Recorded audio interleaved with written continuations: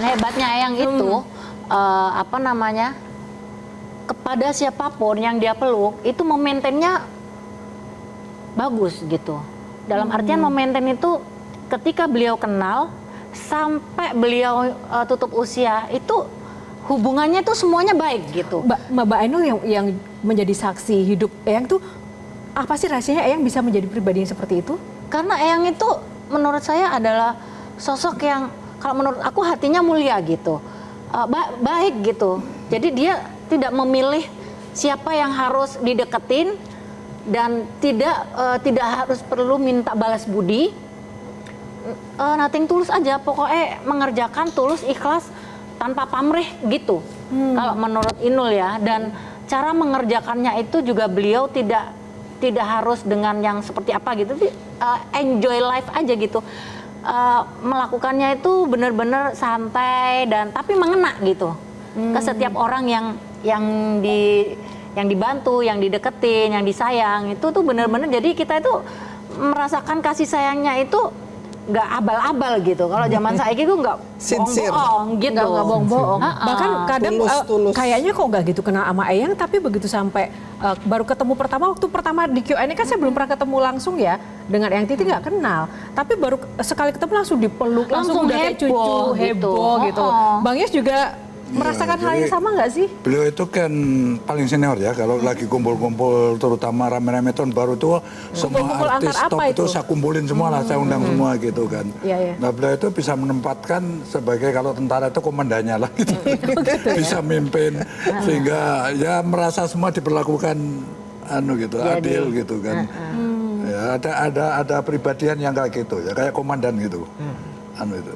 Nah, bisa ngelit semua gitu, dari yang gede, sing tua, sing nom, sing muda, yang nenek-nenek, yang kakek-kakek, pokoknya semuanya itu beliau ngelit itu dengan enak gitu. Makanya semuanya menerimanya dengan apa? Dengan hati gembira gitu, dengan sukacita aja gitu. Nah, biasanya nih ya, orang yang selalu menebarkan kebahagiaan, selalu berbagi hati, materi, pikiran segala macam kayak yang Titi, itu kan juga pasti ada capeknya dong, ada lelahnya. Pernah nggak sih?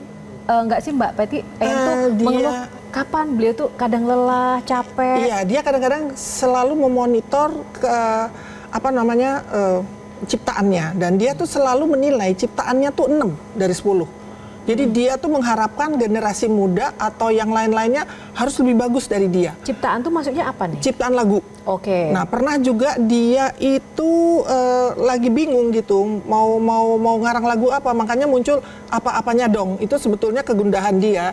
Dia lagi karena dia melihat bangsanya Rintuk Harahap, kok orang Batak, laki-laki, lagunya kok melo, bisa kok saya nggak bisa gitu. Dia kagum, dia kadang kagum sama orang. Terus banyak kekaguman dia dengan seniman-seniman yang lain. Nah kemudian dipikir saya mesti ngarang apa lagi ya. Nah itu apanya dong? Oh, itu hal yang bikin beliau capek. Tapi dalam keseharian itu kan bertemu orang, berbagi, menolong orang gitu. Tapi emang Eyang itu nggak hitung-hitungan loh. Sama Inul juga gitu. Nggak hitung-hitungan tuh dalam arti nggak perhitungan, nggak hitung-hitungan. Inul tuh pernah dalam menghadapi susah misalnya gitu, lagi perlu apa gitu ya. Pernah suatu cerita Inul tuh lagi ya namanya dicekal ya. Dicekalnya itu nggak ada income. Eyang itu, aku tak mikir Inul.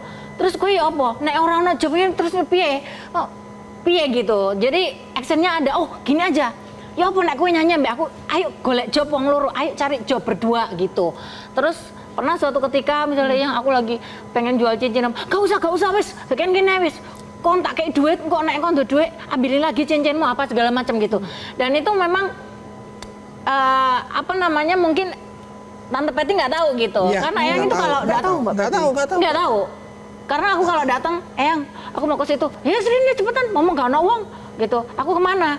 Ke Pancoran sini kan biasa ya gitu. Ya udah di situ tuh udah curhat di kamar itu ngobrol apa. Iki vitaminku yo, iki aku kok nek anu ngene nih. Jadi ceritanya itu udah ngalir aja gitu. Jangan-jangan lebih terbuka sama Inul, benar.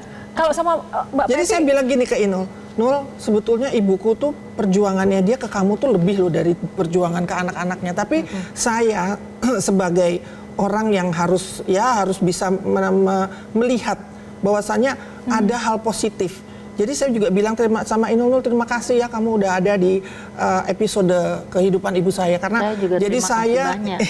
jadi saya melihat bagaimana manusia itu, sejelek-jeleknya manusia itu yang harus berguna bagi manusia lain. Nah, beliau lah ini, ibu saya ini yang menjadi role model dari saya, anak saya, cucu saya.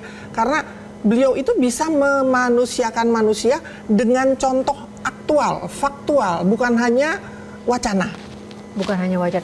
Nah itu Bang Nggak Yos, gimana ya hitung-hitungan caranya agar para... Yang saya ingat nggak hitung-hitungan tadi loh. Oh kenapa? Jadi aku Iya. juga kadang-kadang gimana ya, beliau ini bagaimanapun kan profesinya penyanyi. Kalau tanya Mbak, wah gue rasa dipikir. Gitu. Nggak usah dipikir tapi nggak dipikir beneran. Ya. Kita jadi mau ngasih susah lah yang ngukurnya ininya ya. berapa Beliau itu kan penyanyi gitu ya, kelas ini bayarannya lah ya, gitu ya. Oke. Tapi kan sudahlah. waktu Aku Inul dewa susah staff saja kan, lah, aku sendiri iya. nggak enak hati gitu karena pokoknya yang pantas-pantas saja lah. Gitu.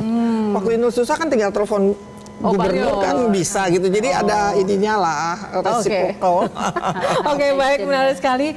Salah satu pribadi yang memang benar-benar tulus dan tadi tidak hitung-hitungan dalam apapun ketika menolong orang. Kita akan bahas seusai jeda. Tetap bersama Q&A karena setiap pertanyaan selalu ada jawaban. Jelajahi cara baru mendapatkan informasi. Download Metro TV Extend sekarang.